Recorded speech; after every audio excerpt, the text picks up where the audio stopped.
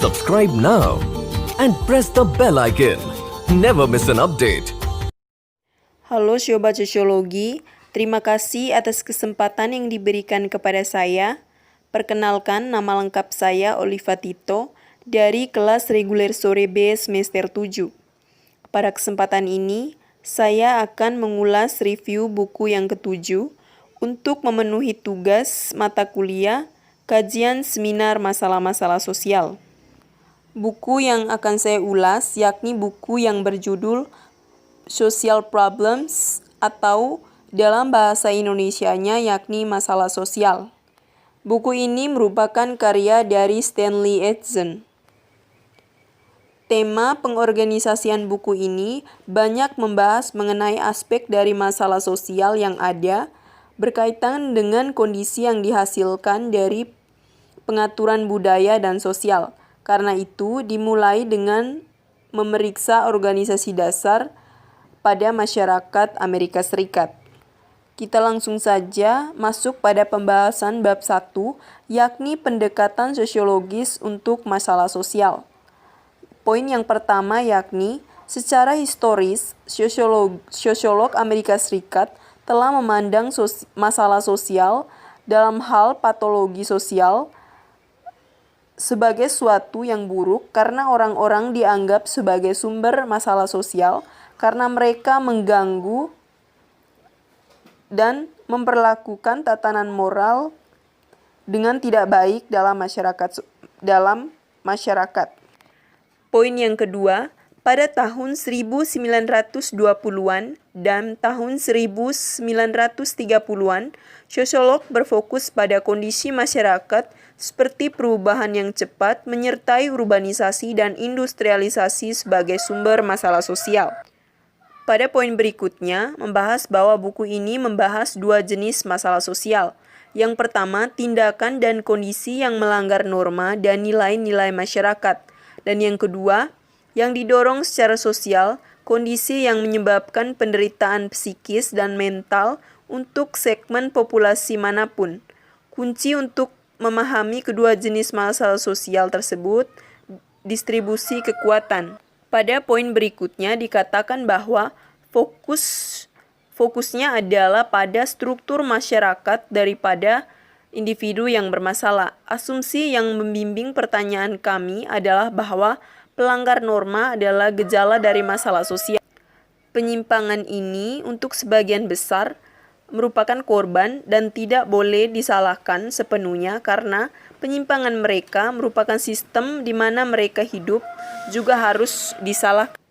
Pada poin berikutnya dikatakan bahwa pendekatan menyalahkan orang memiliki konsekuensi serius. Yang pertama, sosial sumber masalah sosial diabaikan. Itu membebaskan situasi masyarakat dari kesalahan apapun dan upaya mengubahnya.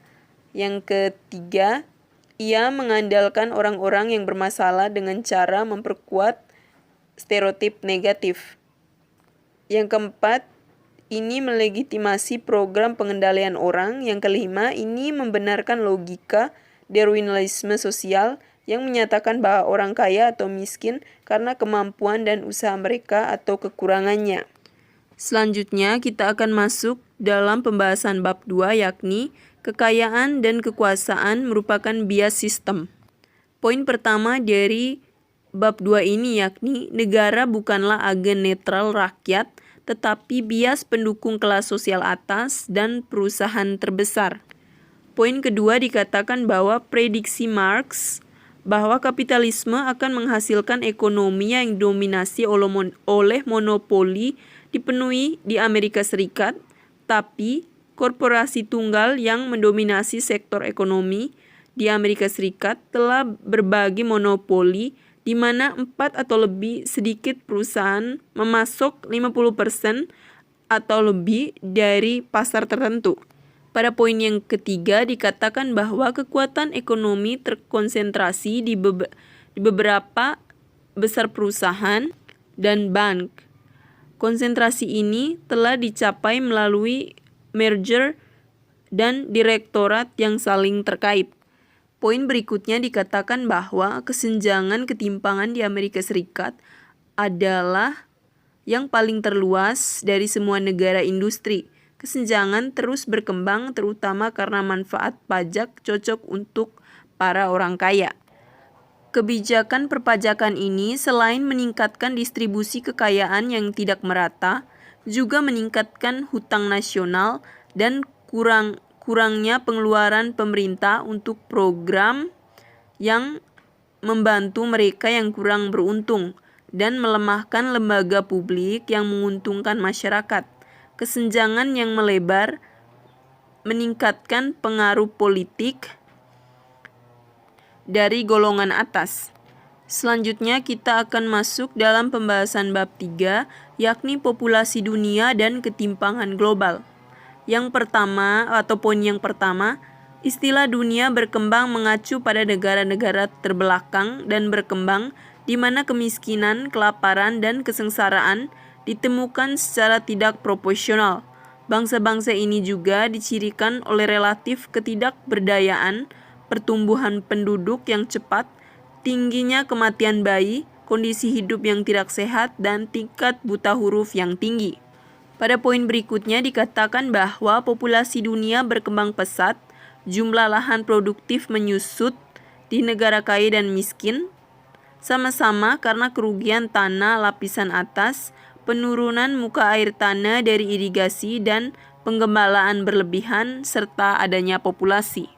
Poin berikutnya dikatakan bahwa ada 3 cara untuk mengurangi populasi penduduk yang tinggi di negara berkembang, yakni yang pertama, pembangunan ekonomi atau transisi demografi modern. Yang kedua, program perencanaan keluarga. Dan yang ketiga, perubahan sosial terutama melalui perubahan peran. Poin berikutnya dikatakan bahwa masalah besar di seluruh dunia, terutama di kalangan miskin di negara berkembang, adalah HIV/AIDS. Sejak tahun 1980, sekitar 60 juta orang telah tertular penyakit ini di seluruh dunia dengan 25 juta kematian. Pada poin berikutnya dikatakan bahwa perekonomian dunia dikuasai oleh korporasi transnasional yang mayoritas adalah berbasis di Amerika Serikat. Selanjutnya kita akan masuk dalam pembahasan bab 4, yakni ancaman terhadap lingkungan. Poin yang pertama dikatakan bahwa 3 kekuatan sosial jelas mengganggu biosfer bumi, yakni pertumbuhan populasi, konsentrasi orang-orang di perkotaan, dan teknologi modern.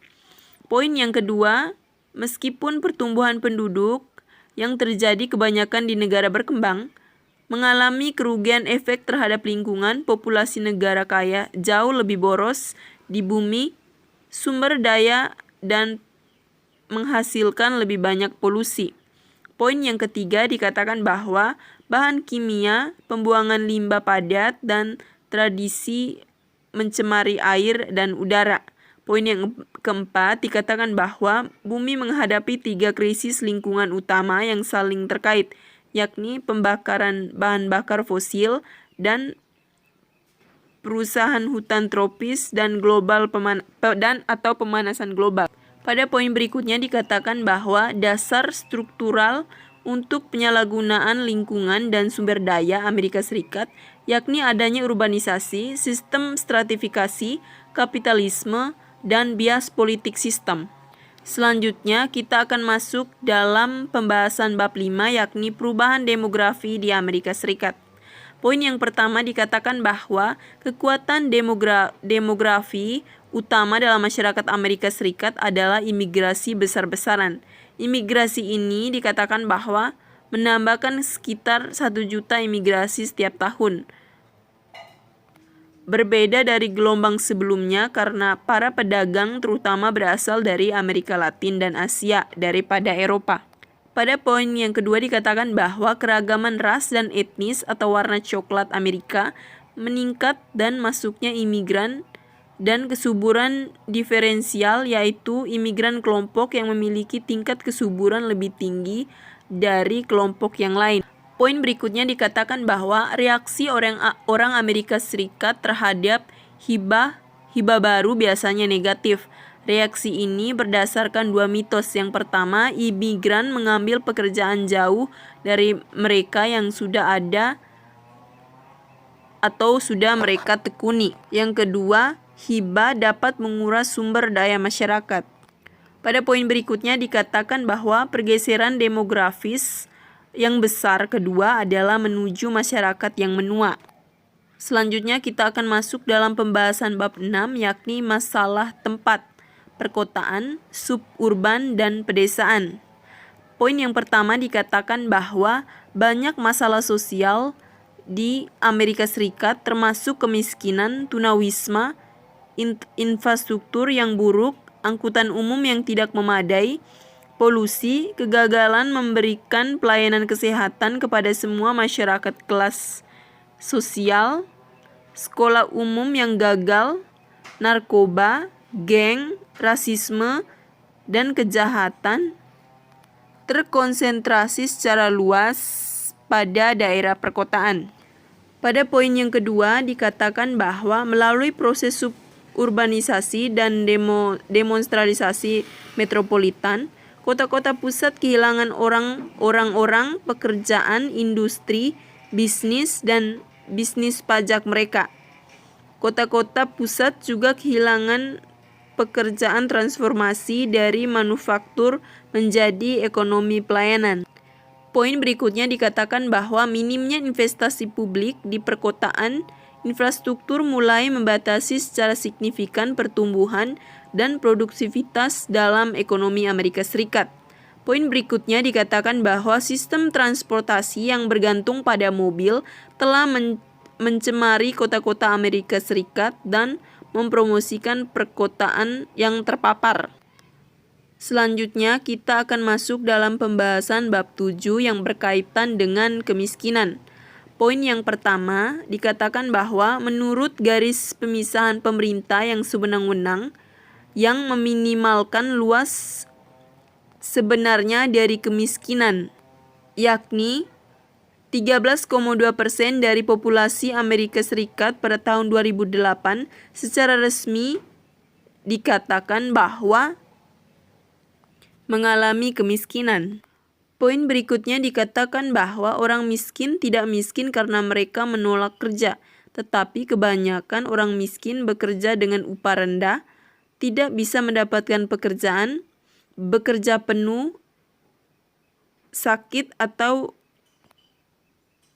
penyandang cacat, atau bekerja di perekonomian informal, pekerjaan berupah minimum, penuh waktu hanya mendapatkan penghasilan 81% dari tingkat kemiskinan satu keluarga. Pada poin berikutnya dikatakan bahwa sebagian besar bantuan pemerintah ditargetkan untuk orang yang sudah makmur daripada yang dikatakan sebagai orang-orang miskin. Pengeluaran pajak dan subsidi lainnya memberikan manfaat yang sangat besar bagi yang sudah makmur, yang selanjutnya mendistribusikan kembali kekayaan bangsa yang meningkat. Selanjutnya kita akan masuk dalam pembahasan bab 8, yakni ketimpangan ras dan etnis. Poin yang pertama dikatakan bahwa stratifikasi ras dan etnis adalah ciri dasar dari masyarakat Amerika Serikat. Hal tersebut juga ditemukan di seluruh dunia dan merupakan fitur penting dari globalisasi. Pola ketidaksetaraan dibangun merupakan bagian dari praktik normal. Mereka mengecualikan orang dari partisipasi yang setara dalam lembaga kemasyarakatan. Stratifikasi ras dan etnis ada karena mereka menguntungkan segmen masyarakat tertentu. Pada poin berikutnya dikatakan bahwa konsep ras adalah penemuan sosial dan bukan signifikan secara biologis. Kelompok ras ditetapkan terpisah dari dan dipilih untuk perlakuan yang tidak setara. Poin berikutnya dikatakan bahwa kelompok ras dan etnis minoritas secara sistematis dirugikan oleh institusi masyarakat. Baik ras dan etnis adalah basis tradisional ketimpangan sosial, meski ada sejarah dan perbedaan kontemporer dalam masyarakat. Penempatan kelompok ras, etnis, dan kulit putih pada kelompok etnis dalam masyarakat ini. Sekian pembahasan dari saya. Terima kasih.